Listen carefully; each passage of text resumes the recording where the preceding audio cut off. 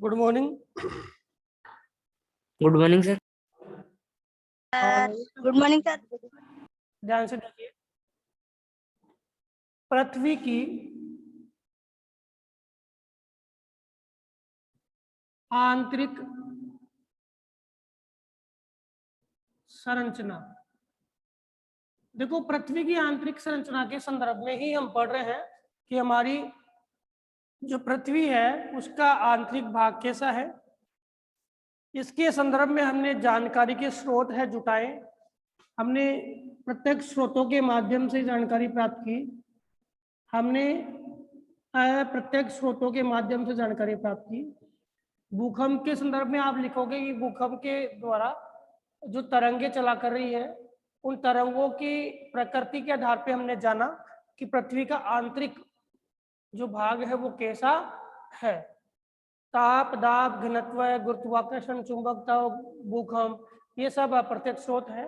ज्वालामुखी है और आपका जो ज्वालामुखी और खनन ये प्रत्यक्ष है। इसके अलावा उल्का भी क्या है, अप्रत्यक्ष स्रोत है। पृथ्वी के आंतरिक संरचना के संदर्भ में आपकी एक अभिनव या आधुनिक मत दिया हुआ है। अभिनव या आधुनिक मत दिया हुआ है। इसमें जो सबसे पहला मत है वो सामान्य मत आपको समझा रहा हूं, क्योंकि उसके बेस पे आप आंतरिक संरचना को आसानी से समझ पाओगे। तो सामान्य जो मत है वो है, आपके विद्वान का नाम है स्पेस। आपकी किताब में या कोर्स में नहीं है ये, एडवर्ड स्पेस। इन्होंने पृथ्वी की आंतरिक संरचना को बहुत ही सरल तरीके से समझाया। इन्होंने पृथ्वी की आंतरिक संरचना को 3 परतों में डिवाइड किया। कितनी परतों में डिवाइड किया? 3 परतों में डिवाइड किया। ठीक है, पहली परत बेटा सबसे ऊपरी परत, इन्होंने कहा यह परत है, उसका नाम है सियाल। क्या नाम है? सियाल। सियाल का मतलब है कि यह परत सिलिका और एल्यूमिनियम से निर्मित है। सिलिका और एल्यूमिनियम जो हल्की धातु है उससे निर्मित है ऊपरी परत। गहराई की बात इन्होंने कही कि 50 से लेके और 300 किलोमीटर तक इसकी गहराई पाई जाती है। घनत्व की बात करें तो घनत्व इसका 2.7 से 2.9 ग्राम घन सेंटीमीटर इसका घनत्व पाया जाता है। कौन सी परत बेटा? कौन सी? सियाल। कौन सी परत है? सियाल। दूसरी परत कौन सी बेटा? दूसरी का नाम दिया इन्होंने सीमा। इधर लिख रहा हूं सीमा। शब्दों से स्पष्ट हो जाएगा। इसको क्या नाम दिया? सियाल। इसको क्या नाम दिया? सीमा। सीमा का मतलब है सिलिका। ये भी सिलिका। आप इस डायग्राम को उतारते भी जा सकते हो। और एल्यूमिनियम।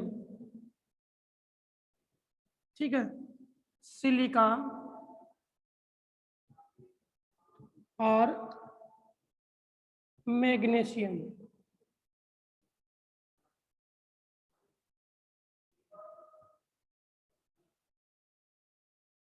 सिलिका और मैग्नीशियम। सिलिका और मैग्नीशियम से बनी है तो इसका नाम क्या हो गया? सीमा। इसकी बात करें तो ये इसकी तुलना में थोड़े भारी पदार्थ है। और घनत्व की बात करें तो घनत्व 2.9 से लेके और लगभग 4.7 ग्राम प्रति घन सेंटीमीटर है। ठीक है, ये क्या है? इसका घनत्व है। कौन सी परत का बेटा? सीमा का। गहराई की बात करें तो ये देखे तो आपकी 2900 किलोमीटर की गहराई तक पाई जाती है। कितनी? 2900 किलोमीटर की गहराई तक पाई जाती है। इसके बाद जो आंतरिक भाग रहता है, इस आंतरिक भाग का नाम दिया इन्होंने निफे। Nickel ferrous. एक तो है निकिल और एक है फेरस। फेरस से आपने 10th में पढ़ा हो साइंस में, फेरस फेरियम लोहा और निकिल दोनों ही कैसे धातु है बेटा? भारी धातुएं हैं, और भारी धातुएं पृथ्वी के आंतरिक भाग में है। तो क्रोड है वो कौन सी अवस्था में होगा? वो ठोस अवस्था में भी है। क्रोड है वो आपका लिक्विड फॉर्म में भी है, अभी पढ़ेंगे नेक्स्ट जो आपका वर्गीकरण है। लेकिन इसने कहा कुल मिला के कि इसका घनत्व है वो 11 से 13 ग्राम घन सेंटीमीटर होता है। और जो हमारी ये परत है, इस परत की मैं बात करूं तो ये 2900 किलोमीटर से लेकर पृथ्वी के केंद्र तक। अब आप यहाँ पे संकुचित हो जाओगे कि साहब बताइए ये क्या है। 2371 भी नाम आता है, और आपके सॉरी 6371 भी आता है, 6378 भी आता है। वो किसके आधार पे है? ध्रुवीय व्यास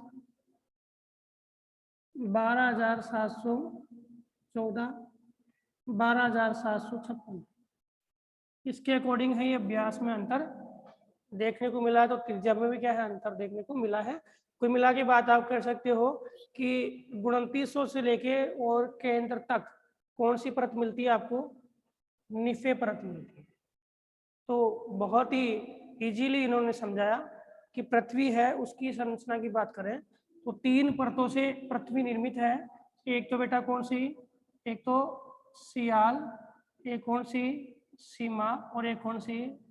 निफे। समझ में आ गई? समझ में आ गया बेटा? Yes sir. Yes sir. ये हल्के पदार्थ है, ये इससे भारी है लेकिन कुछ लिक्विड भी है, ठोस भी है। और ये नीचे वाला पदार्थ है वो कैसा है? भारी पदार्थ है। तो इनका घनत्व है सर्वाधिक, इसका घनत्व इससे कम और इसका घनत्व से कम। तो हमने देखा था पृथ्वी का घनत्व है वो आंतरिक भाग में जाएंगे तो क्या होता है? बढ़ता चला जाता है।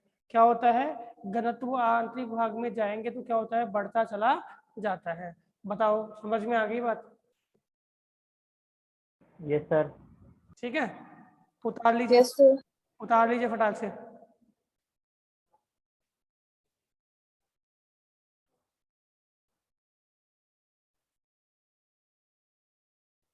ऐसी है ये मत जो समझा है ना अभी आपको, इससे क्या समझ पाएंगे कि हमारी आर्थिक जो आंतरिक संरचना पृथ्वी की कैसी है। अब जो आपके कोर्स में दिया गया है वह है अभिनव मत, जिसे बोल रहा है आधुनिक मत। क्या है? कौन सा? आधुनिक मत क्या है? इस मत में पृथ्वी को वही 3 भागों में बांटा गया। कितने भागों में? 3 भागों में बांटा गया। ध्यान से समझना, ये पृथ्वी का आंतरिक भाग, ठीक है, और ये आंतरिक भाग है। गहराई की बात करें तो वही बेटा 6378 भी आ जाता है, 6371 भी आ जाता है। कंफ्यूज नहीं हुए, क्योंकि यह पृथ्वी के ध्रुवीय और भूमध्य रेखीय व्यास के अकॉर्डिंग है। इसके बाद हम बात करें कि हमारी पृथ्वी है उसके आंतरिक भाग को इस अभिनव मत के माध्यम से देखें। ठीक है, अभिनव मत है उसने इस भाग को बांटा है 3 भागों में। एक तो भूपरपट्टी या क्रस्ट, दूसरा भाग इसने बताया है मेंटल या प्रावार, प्रावार या मेंटल, और तीसरा इसने बताया है केंद्र या क्रोर। क्रोड बोल दो या कोर बोल दो, एक ही बात। 3 भाग इसने डिवाइड किए हैं, तीनों ही भाग हम समझ लेते हैं। सबसे पहले भूपरपट्टी की बात समझते हैं। तो भूपरपट्टी जो है वो बेटा 33 किलोमीटर की गहराई तक, 33 किलोमीटर की गहराई तक किसको माना गया है?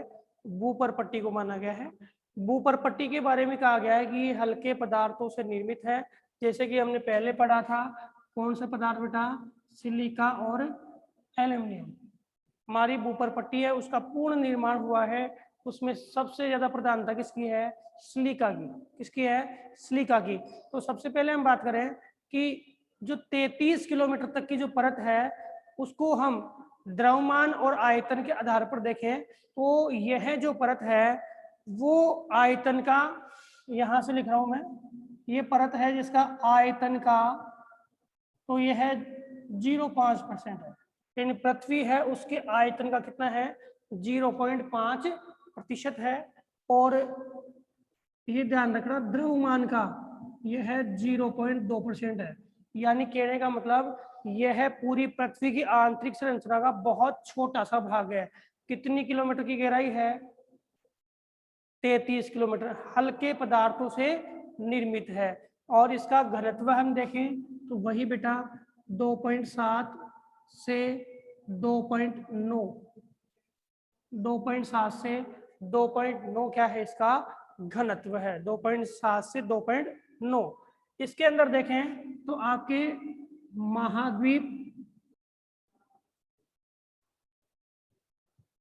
महाद्वीपों का निर्माण जो हुआ है वो इसी परपट्टी पर हुआ है। महाद्वीपों का जो निर्माण हुआ है वह कौन सी परपट्टी पर हुआ है? इसी पे हुआ है। यहाँ गहराई की बात करें तो यह परपट्टी आपके महासागरों में तो कितनी गहरी है? लगभग 5 से 10 किलोमीटर महासागर है। ये मान लो इस प्रकार से बना हुआ है, यहाँ से ध्यान देना, ये बना हुआ है ऐसे, ठीक है। ये आपके मैदान और ये आपके महासागर। यहाँ तो ये परपट्टी कितनी गहरी है? लगभग 5 से 10 किलोमीटर। महाद्वीप आ गया तो महाद्वीप में यह गहरी कितनी है? 30 से 35। और आपके पर्वत आ गया तो पर्वत में ये लगभग 50 से 70 किलोमीटर गहरी होती है। इस प्रकार से ये पट्टी महाद्वीप में तो लगभग 5 से 10 ही है, और 30 से 35 किसमें है? महासागर में तो 5 से 10, 30 से 35 किसमें है? महाद्वीप में। और इसके आगे देखें तो ये किस में है? पर्वतीय क्षेत्रों में। तो इस परत की गहराई सर्वाधिक कहाँ मिलती है आपको?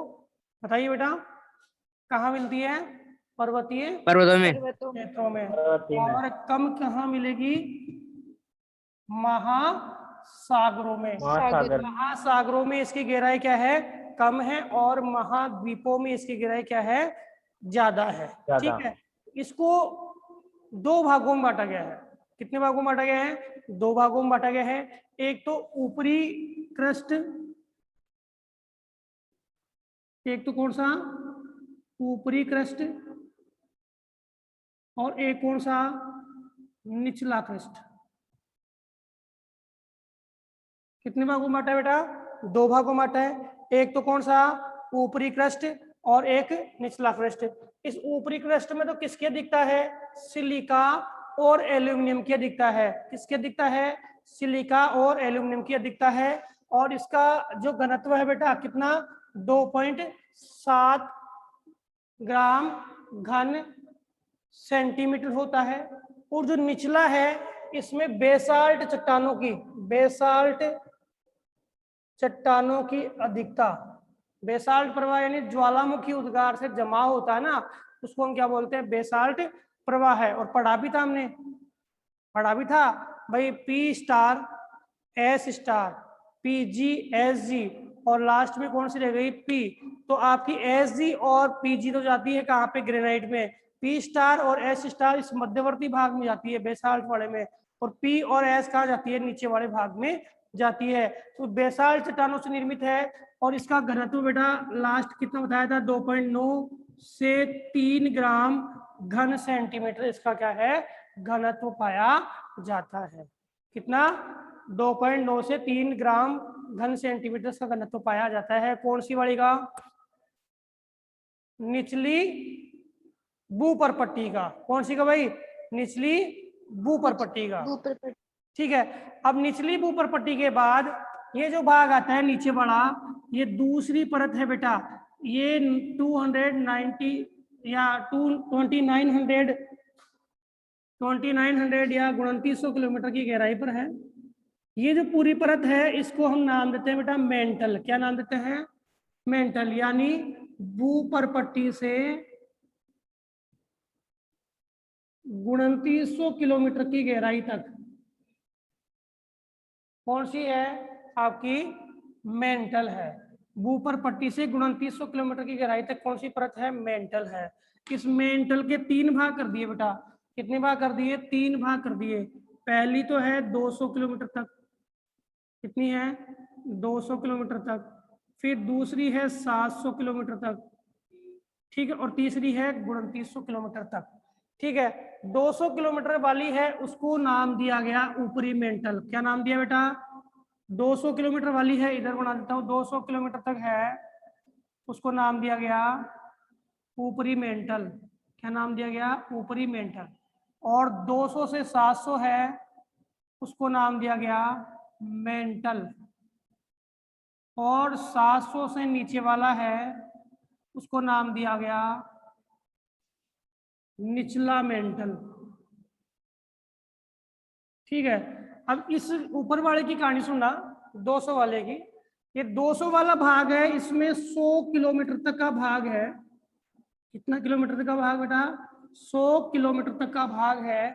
यह भाग कहलाता है आपका लिथोस्फेयर। क्या कहलाता है? लिथोस्फेयर यानी स्थल मंडल। क्या कहलाता है बेटा? स्थल मंडल। 100 किलोमीटर तक का भाग क्या कहलाता है? लिथोस्फेयर। क्या कहलाता है? लिथोस्फेयर। याद करना, क्या कहलाता है? 100 किलोमीटर तक का भाग क्या कहलाता है? लिथोस्फेयर यानी स्थल लिथोस्फेयर। मंडल, जिसको हम स्थल मंडल कहते हैं ना, स्थल मंडल। अरे स्थल मंडल के अंदर आपका जो जलीय भाग भी आ गया और ये आपका ऊपर पट्टी का ऊपरी भाग भी आ गया। 0 से लेके और 100 तक का भाग है वो क्या कहलाता है? स्थल मंडल कहलाता है। क्या कहलाता है? स्थल मंडल कहलाता है। और इसके नीचे वाला भाग 100 से 200 किलोमीटर, 100 से 200 किलोमीटर तक का भाग, ठीक है, ये 100 से 200 किलोमीटर का भाग कहलाता है एस्थेनोमीटर। एस्थेनोस्फेयर। एस्थेनो का मतलब है आपके प्लास्टिक रूप में है ये परत, प्लास्टिक रूप में। तो इसको हम नाम क्या देते हैं बेटा? दुर्बलता मंडल। क्या नाम देंगे? दुर्बलता मंडल। नाम क्या दिया इसको हमने? क्या नाम दिया? दुर्बलता मंडल। कौन सा नाम दिया बेटा? अरे इस परत का नाम क्या दिया? 100 से 200 वाली का दुर्बलता मंडल। दुर्बलता मंडल। क्यों? क्योंकि बेटा ये प्लास्टिक फॉर्म में है। कौन सी फॉर्म में है? प्लास्टिक फॉर्म में है। अब ये ध्यान रखना, प्लास्टिक फॉर्म में होने से क्या बदलाव? तो जितने भी ज्वालामुखी उद्गार है या भूकंप की हलचलें हैं, इस दुर्बलता मंडल से प्रोसेस होती है। प्रोसेस कैसे होगी? दबाव हटेगा। जब दबाव है जब तक तो प्लास्टिक अपनी अवस्था में रहेगा, रबड़ अपनी अवस्था में रहेगा। जैसे आप दबाव हटाओगे तो यह पुनः अवस्था बदलेगा। जैसे मान लो कोई रबड़ की कोई चीज है, आपने क्या किया, इसमें प्रेशर डाल दिया तो ये रबड़ क्या हो गया? बिल्कुल पिचक गया, दब गया नीचे। ठीक है, और जैसे ही आपने प्रेशर हटाया तो ये अपनी उसी अवस्था में आ गया ना। तो उसी अवस्था में आएगा तो हलचलें करेगा कि नहीं करेगा? भाई करेगा कि नहीं करेगा? यस या नो? Yes sir. करेगा ना। तो करेगा। दुर्बलता मंडल की वजह से क्या है, हमारे पृथ्वी पर जो हलचलें हैं वो उत्पन्न होती है। क्या होती है? हलचलें उत्पन्न होती है। तो दुर्बलता मंडल की गहराई कितनी बेटा? 100 से 200 मीटर। ऊपरी भाग भूपरपट्टी का है वो आंशिक ठोस है, आंशिक रूप से ठोस है। ठीक है, और यहाँ पे आपके स्थल मंडल वाले भाग में जलीय क्षेत्र और स्थलीय भाग है, इसमें लिक्विड फॉर्म भी है और ठोस फॉर्म भी है। लेकिन दुर्बलता मंडल है, इसमें कौन सी फॉर्म है? प्लास्टिक फॉर्म है। कैसी है भाई? प्लास्टिक फॉर्म है। इसके बाद में आपकी जो 700 किलोमीटर की गहराई है, ये वाला भाग कौन सी रूप में है? ठोस रूप में है। और ये वाला भी कौन से रूप में है? ठोस रूप में है। कौन सा? 2900 किलोमीटर तक का भाग कौन से रूप में बेटा? ठोस रूप में है। कौन से में बताइए? 2900 किलोमीटर का भाग भी क्या है बेटा? ठोस रूप में ठोस ही। रूप में। हाँ, ठीक है। अब आप ये ध्यान देना, मैंने एक अभी बात कही थी कि कुल आयतन का 0.5% और द्रव्यमान का 0.2%। ये तो क्या है, ये तो है आपका ऊपर पट्टी का भाग। लेकिन हम दुर्बलता मंडल की बात करें, सॉरी आपके मेंटल की बात करें, तो मेंटल है वो कुल आयतन का 83%, याद करना और लिख भी लेना, कुल आयतन का 83% और द्रव्यमान का कितना 68%, द्रव्यमान का कितना 68% है। कौन, मेंटल। कितना परसेंट बताइए, कुल आयतन का 83% और द्रव्यमान का कितना 68% है। 68%। याद करना, लिख भी लेना, कुल आयतन का कितना है 83 और द्रव्यमान का 68। यानी कहने का मतलब यह पट्टी है सर्वाधिक मात्रा में विद्यमान है। कौन सी वाली, आपकी मेंटल वाली। मेंटल वाली पट्टी सर्वाधिक मात्रा में क्या है, विद्यमान है। इसके बाद जो निचली वाली पट्टी आती है जिसे हम किस नाम से जानते हैं बेटा, करोड़। यानी 2900 से लेकर के और आपके 6371 या 6378 तक का जो भाग है उसे हम क्या बोलते हैं, करोड़। क्या बोलते हैं, करोड़। या पृथ्वी का केंद्रतम, ये केंद्रतम है, इसको भी हमने दो भागों में बांटा है। कितने भागों में बांटा है, दो भागों में बांटा है। ये केंद्र का जो भाग है, इसका जो ऊपरी भाग है 51 से 5150 किलोमीटर। कितना बेटा, कितना 5150 किलोमीटर। कितना बेटा, 5150 किलोमीटर। ठीक है, ये 5150 किलोमीटर है। इसको हमने क्या बोला बेटा, ऊपरी करोड़। क्या नाम दिया, ऊपरी करोड़। क्या नाम दिया बताइए, ऊपरी करोड़। ऊपरी करोड़। और निचला वाला है उसको क्या नाम दिया, निचला करोड़। क्या नाम निचला दिया, निचला करोड़। अब इतना ध्यान रखना कि ऊपरी करोड़ है वो कौन सी अवस्था में है, तरल अवस्था में है। कौन सी अवस्था में है, लिक्विड में। तरल अवस्था में। और निचला करोड़ कौन सी अवस्था में बेटा, ठोस अवस्था में। तो बताते हैं कि यहां से हमारी जो निकली किरणें कौन सी वाली, भूकंपीय तरंगे पी और एस दोनों निकली, हमने पढ़ा था ना, पी और एस निकली। तो इस वाले भाग में एस क्या होगी, विलुप्त होगी। 103 पे आते एक्स विलुप्त होगी। एस जो है एस वो 103 पे आगे क्या होगी, विलुप्त हो गई। उसके बाद में एस आई नहीं। क्यों, क्योंकि ये भाग कैसा है बेटा, तरल अवस्था में है। कौन सा भाग, ऊपरी करोड़। ऊपरी करोड़। कहाँ तक है, 5150 तक है। और दक्षिणी निचला करोड़ कहाँ तक है, 6371 तक है। ठीक है, अब मैंने एक बात और इसकी रह गई, मेंटल है तो मेंटल का घनत्व है वो कितना है, 2.9 से लेकर के और 4.7 तक।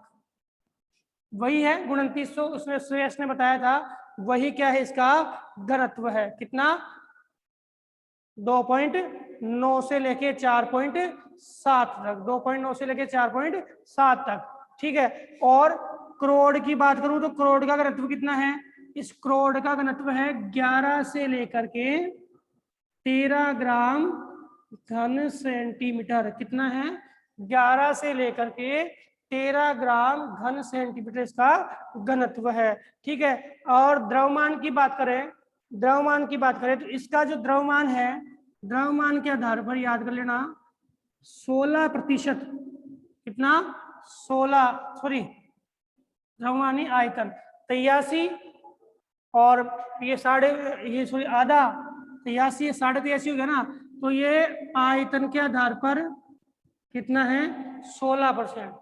आयतन के आधार पर तो कितना है, 16%। यानी करोड़ जो है वो भूपरपट सॉरी आपके पृथ्वी के आंतरिक संरचना जो पढ़ रहे हैं, उस आंतरिक संरचना के कुल आयतन का तो कितना है, 16%। आयतन का तो कितना है, 16%। और द्रव्यमान का कितना है,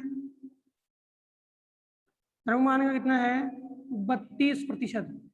कितना है, 32%। तो बताओ, यहां से एक बात क्लियर हो चुकी है कि छोटा सा भाग 2900 और 3000 हो गया ना, ये कितना हो गया, लगभग 2900 से लेकर के और 6378, तो लगभग 3000 हो गया। 3000 और 3000 ये, और 3000 ऊपर वाला। तो ये जो है इसका द्रव्यमान तो कितना है 68%। कितना है 68%। और इसका द्रव्यमान है 32%, क्योंकि इसमें है लिक्विड फॉर्म भी है। और ये दोनों कौन सी अवस्था में है, ठोस अवस्था में है। कौन सी अवस्था में है, ठोस अवस्था में है। तो एक बार मैं रिपीट कर रहा हूं, सबसे ऊपरी परत है उसका नाम क्या दिया बेटा, भूपरपट्टी। क्या नाम दिया, भूपरपट्टी। भूपरपट्टी कितनी कितनी गहराई तक है, 33। कितनी है, 33। इसके बाद में कौन सी पट्टी आ जाती है, प्रावार या मेंटल। इसकी गहराई कहाँ तक है, 2900। इसके नीचे क्या आएगा, केंद्र। केंद्र या क्रोड। क्रोड की गहराई कितनी है, केंद्र तक है 6378 या 6373। सबसे ऊपरी पर पट्टी है जो आयतन की कितनी है बेटा, 0.5%। और द्रव्यमान की कितनी है, 0.2%। और घनत्व इसका कितना है, 2.7 से 2.9। महाद्वीप और महासागर इस पट्टी में मिलते हैं। ठीक है, इसको दो भागों में बांट दिया। पहला है ऊपरी भाग, जिसको हमने क्या कहा, सियाल, यानी जिसको हमने सिलिका और एल्यूमिनियम की प्रधानता वाला कहा। दूसरा निचला भाग, जिसको हमने बेसाल्ट की प्रधानता वाला कहा। ऊपरी भाग में घनत्व 2.7 है, निचले वाले भाग में घनत्व 3 ग्राम प्रति घन सेंटीमीटर है। दूसरी बात करें, जो 33 से नीचे वाला है 200 तक का भाग, इसको हमने दो भागों में बांटा। ऊपरी भाग जो 100 तक का है उसको हमने क्या कहा, स्थल मंडल यानी लिथोस्फेयर। क्या कहा, स्थल मंडल या लिथोस्फेयर। और इसके नीचे वाला भाग है, इसको क्या कहा हमने, एथोस्फेयर या प्लास्टिक मंडल या दुर्बलता मंडल। ठीक है, इसके नीचे वाला भाग 200 से 700, इसको कहा हमने ऊपरी मेंटल। ऊपरी मेंटल तो ऊपर वाला है, मेंटल। और निचले वाला क्या है, निचला मेंटल। ये दोनों ही ठोस अवस्था में है। ऊपरी मेंटल है, उसके दो भाग कर दिए, एक तो स्थल मंडल और एक दुर्बलता मंडल। ठीक है, इसके नीचे वाली बात करें तो क्रोड। क्रोड के दो भाग कर दिए, ऊपरी जो कौन सी अवस्था में है, तरल, और ये कौन सी अवस्था में, ठोस। मेंटल है, मेंटल का द्रव्यमान जो है उसके आधार पर देखें तो कितना परसेंट है, 68। और आयतन के आधार पर देखें तो कितना परसेंट है, 83%। मेंटल के हम घनत्व की बात करें तो कितना है, 2.9 से लेकर के और 4.7 तक। ऐसे ही हम देखें कि जो केंद्र है, केंद्र कितना है, केंद्र आयतन का कितना है बेटा, 16%। और द्रव्यमान का कितना है, 32%। और केंद्र का जो घनत्व है वो कितना है, 11 से 13 ग्राम घन सेंटीमीटर। तो बताइए बेटा, समझ में आ गई क्या, यस सर। समझ में आ गया। Yes, sir. अब आपकी बात आती है, एक चीज हमने पढ़ी थी इससे रिलेटेड, फिर हमारा ये टॉपिक कंप्लीट हो जाएगा। हमारे पास में है 2-4 मिनट, हम कंप्लीट कर लेंगे इस टॉपिक को। एक चीज आपके कोर्स में हालांकि नहीं है, लेकिन आप समझना इसको, डिसकंटिन्यूटी। कंटिन्यूटी यानी असंबद्धता। क्या नाम दिया, असंबद्धता। असंबद्धता या डिसकंटिन्यूटी का मतलब है, देखो बेटा, आप लगातार दौड़ रहे हो और मार्ग में कोई अवरोध आ गया तो आपकी गति में क्या होगा, परिवर्तन आ जाएगा। और ये गति में जो परिवर्तन आया भाई, कंटिन्यूटी है एक, तो क्या है, कंटिन्यूटी। लगातार चल रहे हो आप और उस कंटिन्यूटी में कोई व्यवधान आ गया तो क्या हो गई बेटा, डिसकंटिन्यूटी हो गई। क्या हो गई, डिसकंटिन्यूटी होगी, असंबद्धता हो गई। अलग अलग विद्वानों ने पृथ्वी के आंतरिक भाग में जो भूकंपीय तरंगे हैं उनका अवलोकन किया। अवलोकन करने के बाद में इन्होंने इस डिसकंटिन्यूटी को बताया, हमारे सामने रखा कि कहाँ कहाँ भूकंपीय तरंगे अचानक अपने वेग में अंतर करती है, कहीं ज्यादा होता है, कहीं कम होता है। तो डिसकंटिन्यूटी में 2-4-5 नाम आपके सामने आते हैं। एक तो भूपरपट्टी।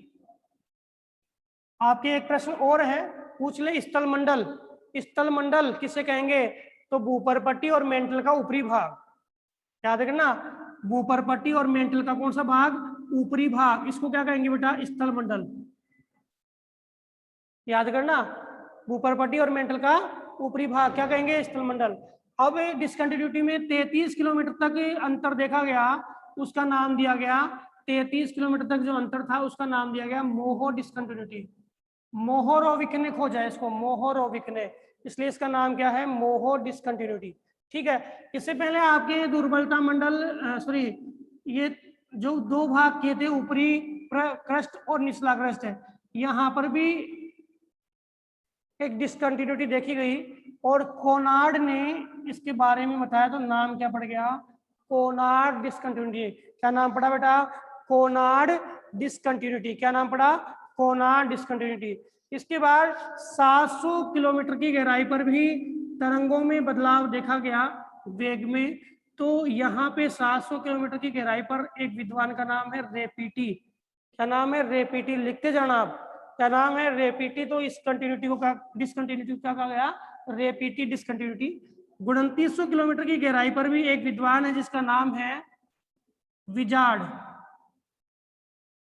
और गुटेनबर्ग।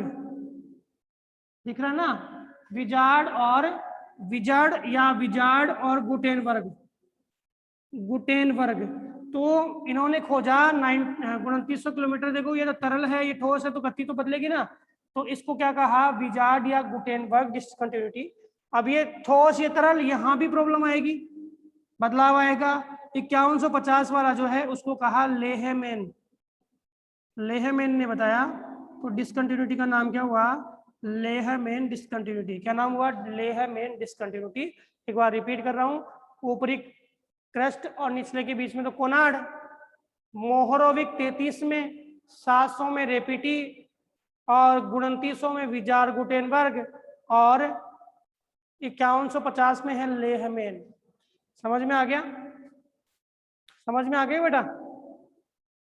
Yes sir. मैन तो डिस्कंटिन्यूटी का अर्थ समझ में आना चाहिए, भूकंपीय तरंगों में पदार्थ या क्षेत्र में बदलाव के कारण होने वाला वेग में अंतर।